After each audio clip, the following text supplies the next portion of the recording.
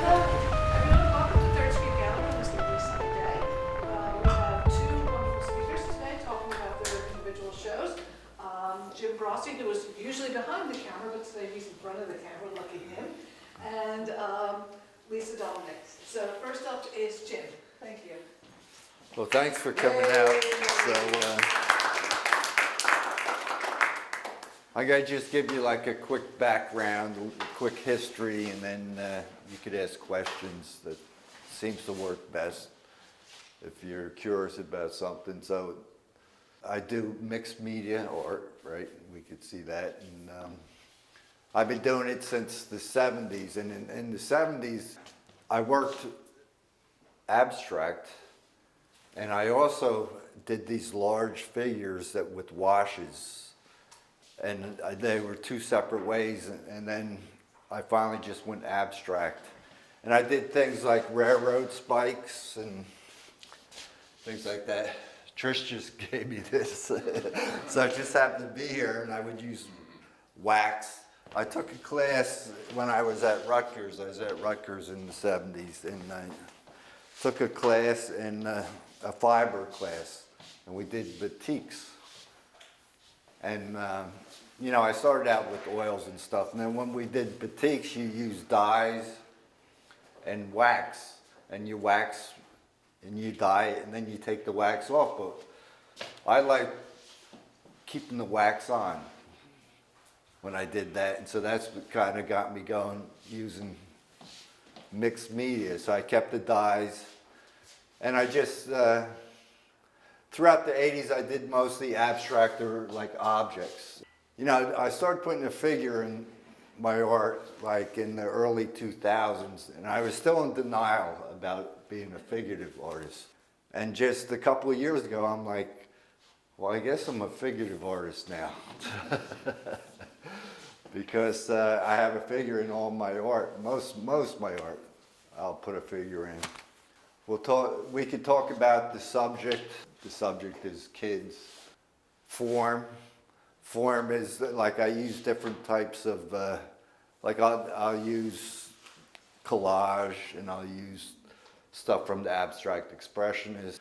Like I borrow from different movements. Like I consider mixed media idea not a genre. And then we could talk about content, what it means to the viewer. You know, subject, form, and content. That's like the three things I use with art criticism. I use steel and tar, and this is actually paper.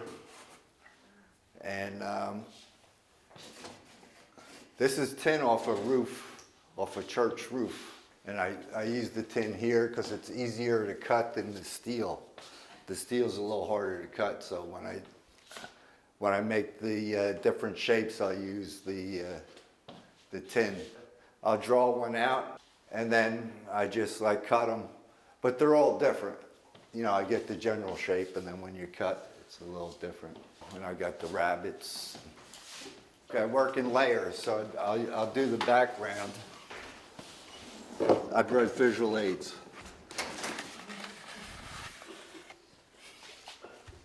So we're talking about this piece here. So I got photographs at different stages of doing it. Stretch the canvas in the fabric. You know, first I'll make the substrate, you know, and I decided I want to do a traffic light. That's how I started out. And I want to do a kid on a bike. So I have to get the size right. So, you know, I'll stretch the canvas and then I'll draw it out. And I draw in pastel in different colors because I know that pastel is going to come through. Like sometimes I won't get the figure right and I'll draw it over and I'll use a different color, like I'll go yellow, purple, orange, or whatever, because I know it's going to come through when I start putting things on. It's kind of like a history of, you know, something was there, this color coming through. You know, I find the sizes because it's about size control, drawing the bike and stuff, and then I'll cut all the pieces, and then I'll just lay them down. At this time, it's on the floor because I got to just lay them and move the pieces around and rearrange them. I start working on it, and I'm always working on the background, like always adding like stencils. A lot of these stencils I've used for years and years and years. And I made them out of paper, and they're probably like ½ inch thick of paint on them. Sometimes I got to carve it out because you can't read it anymore. And like my name, you could hardly, you know, it's starting to fill in. But I'll pass these around, and you can see how, like that's the stages that we go through.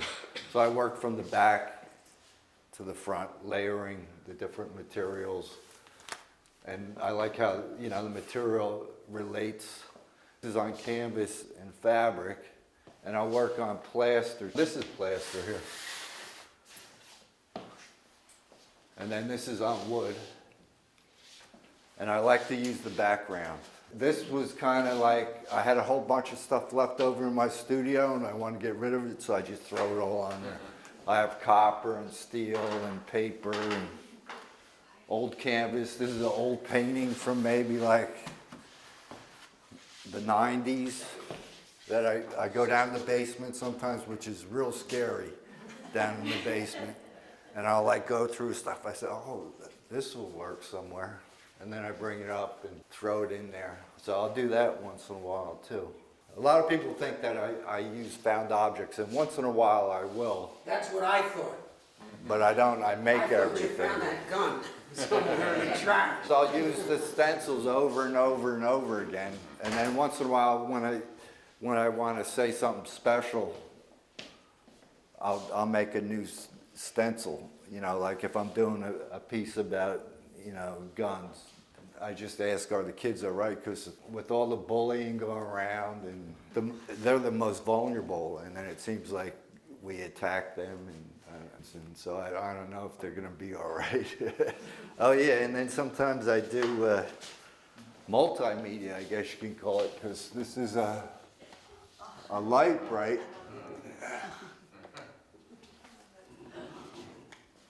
I like it, you can get it to do different things. And flash.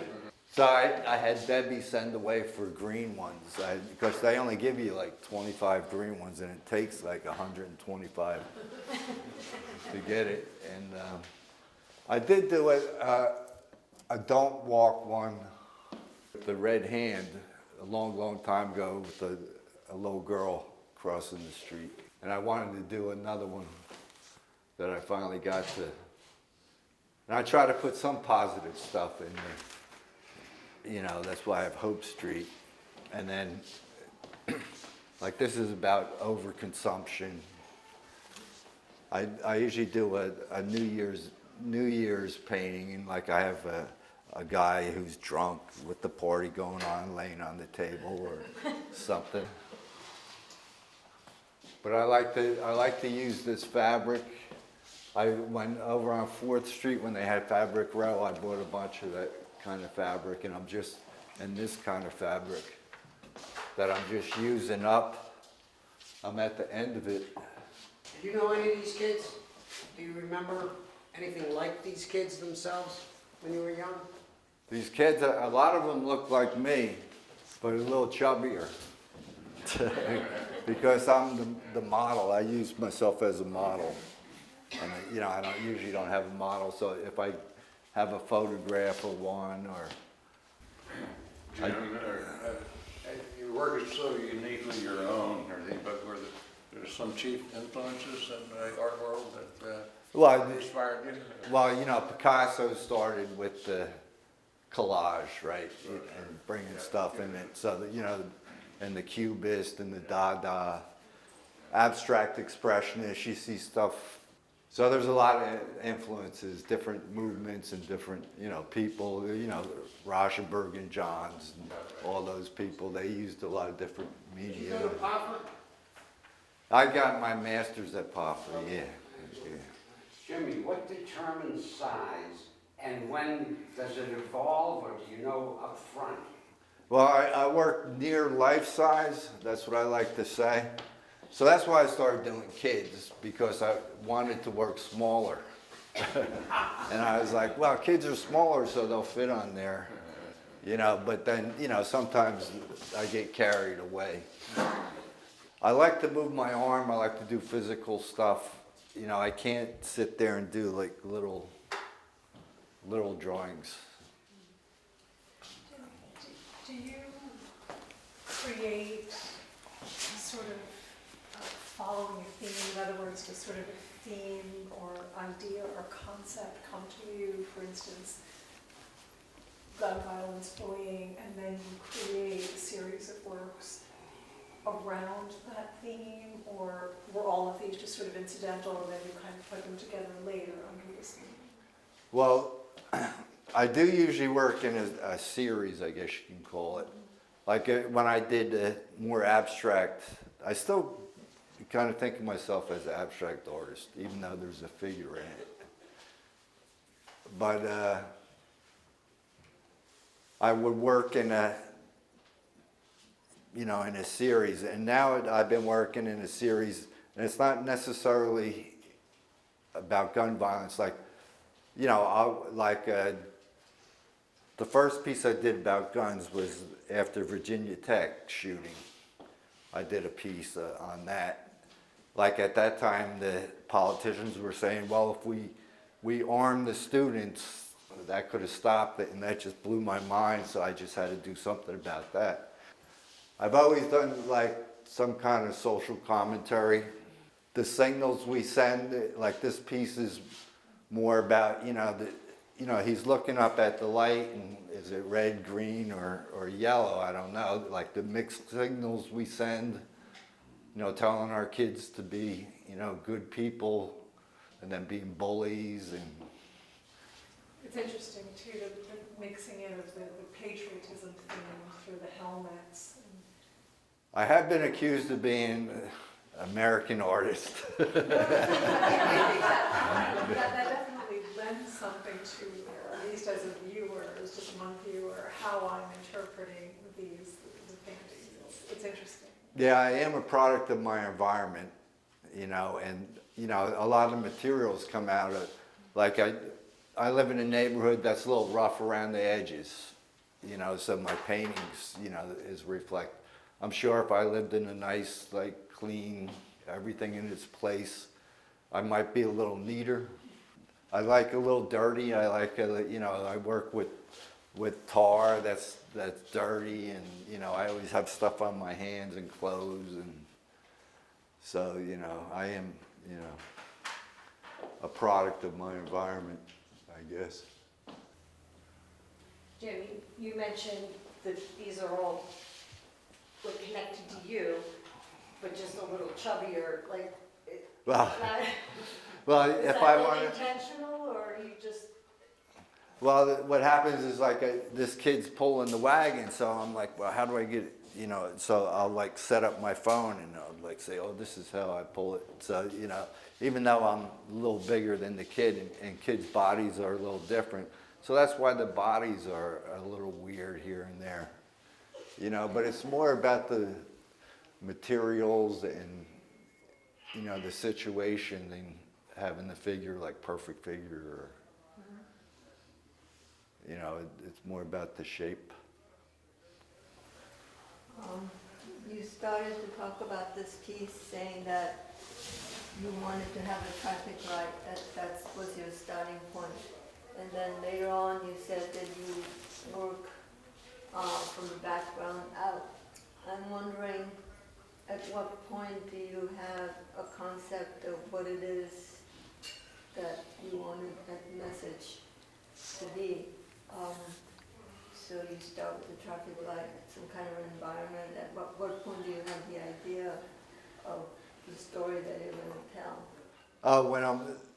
As I'm working through it, I'm working through it. I'm like, it happened that the kid is looking up, so that kind of told me, oh yeah, well, he's looking up, he's getting signals, and so as I work, sometimes I'll,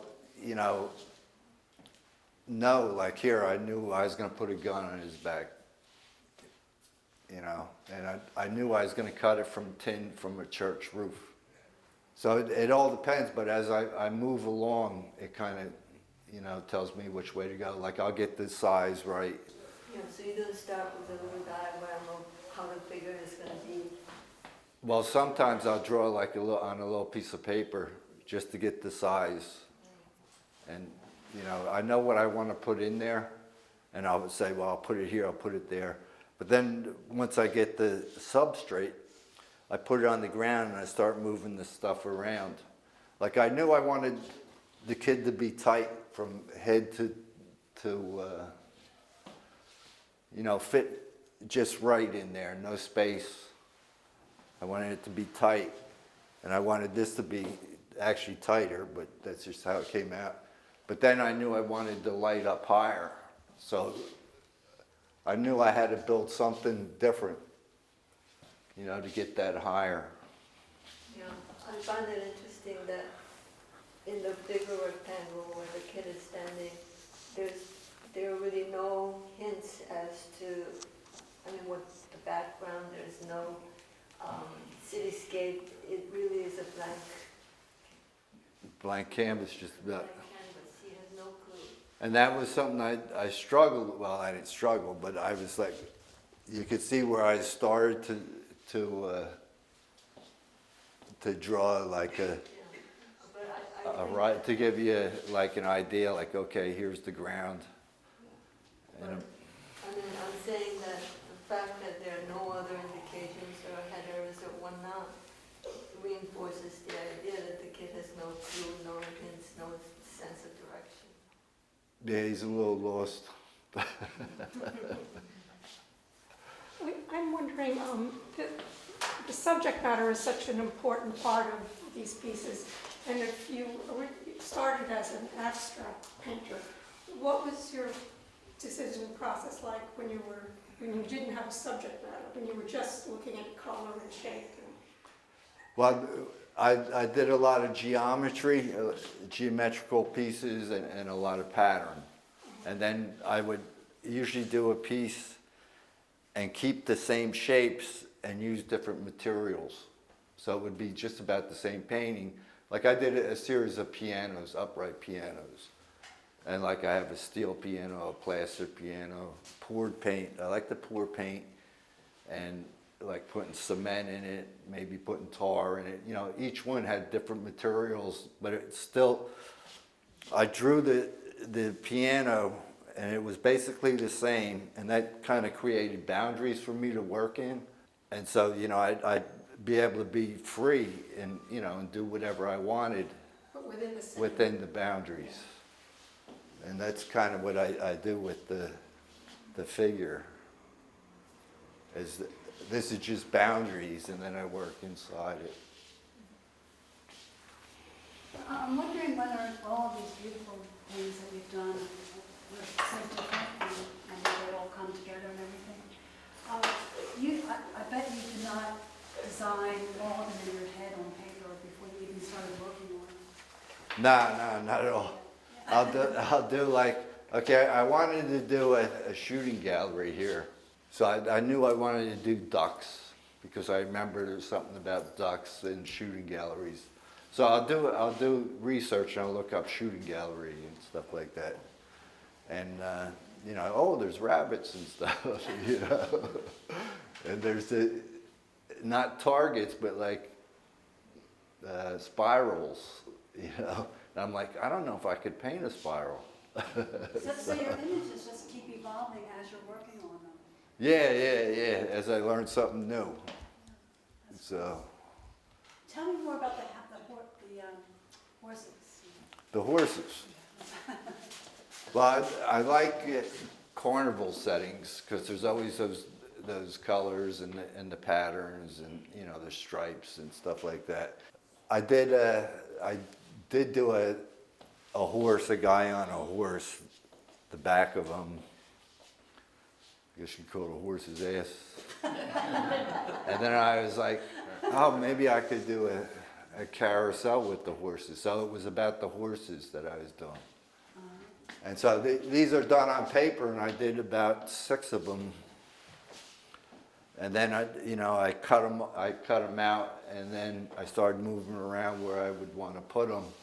And the kids, I wanted to make it look like they're holding on for dear life, like they were falling off. I didn't want them to be like happy going around, you know. You succeeded. It was like maybe it's going too fast and they're falling off or they're afraid. But I like the patterns and the carousel, and this is actually left over from another painting that I did. You know, a lot of this is recycled from other paintings. And like I did a copper and steel piece, and I had this copper left over and it's expensive. I said, well, I gotta use it somewhere. So I threw it, and I thought that would look good in there. So this was something where I kind of collaged everything together. Jim, given that your pieces evolve, how do you know when you're done? How do I know? Yeah. Usually when I'm afraid to do anything else. That's it's like sometimes, like this, I just did the fence and stuff like that because I do a lot of fences and a lot of wagons. And it's like, oh, that fence looks real nice. And I like just by itself. I have to cover things up. I'm always covering things up. Like this whole thing was done, and then the figure was put in, and then the little ice cream things were put in later. It was like, oh, I like the way it looks. I like how the fabric is coming through here. I like when things come through and gives it another depth. Yeah, when I'm afraid to cover something up, that's when I'm done. Makes for better TV. There.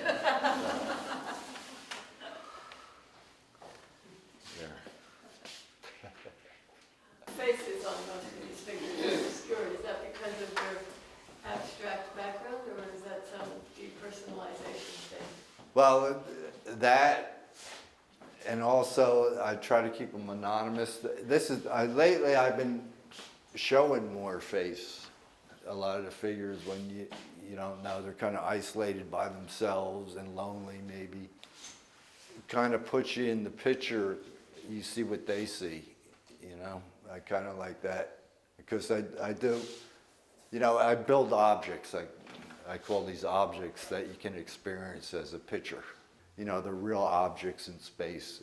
And I build them like real space by, coming from the back and layering the planes forward.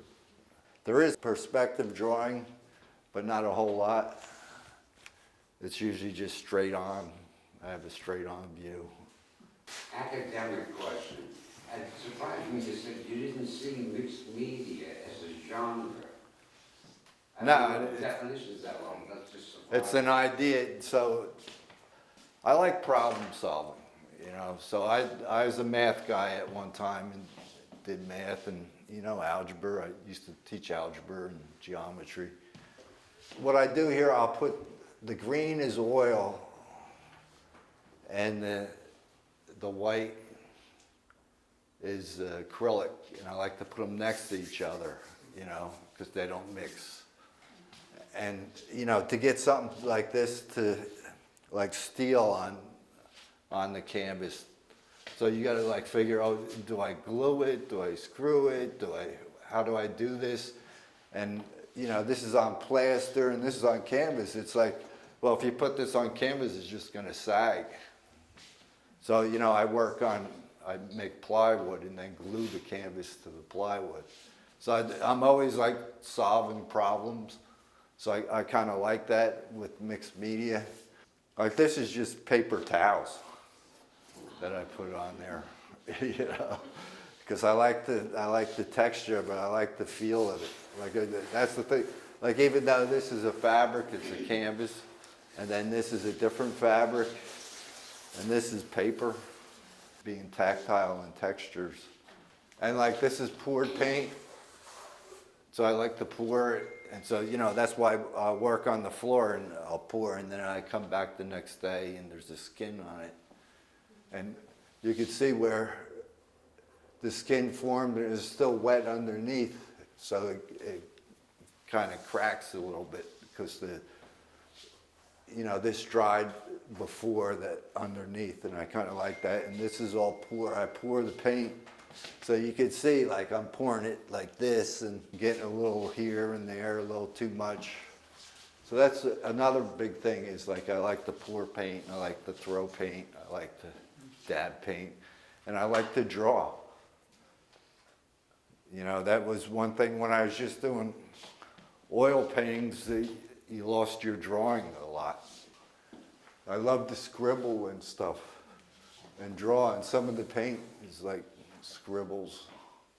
It just added so much. I mean, to me, I think that's one of the reasons I just love your work. The different textures, the different materials just really add so much dimension and bring each piece to life in a whole different way. Yeah, thanks. That's one reason why I use the different materials. It kind of livens it up a little, makes it real. It's a real object. Yeah. I was struck by how the early stages you showed in those snapshots were so beautifully drawn. I mean, it really would be interesting to see more of the... I'm an excellent drawer. Yeah, to see somewhere on a show, to see the steps, because you really understand what a strong structures under it, and then the layering. It was very good to see that. You know, when I go home at night, I used to have my studio downstairs. I could just come there any time of night. Now when I go home, I go home. And so lots of times I'll just take a picture and then look at it when I'm laying on the couch with the dog, and then figure out what I'm going to do tomorrow. Did I answer everyone's question? Excellent. Thanks.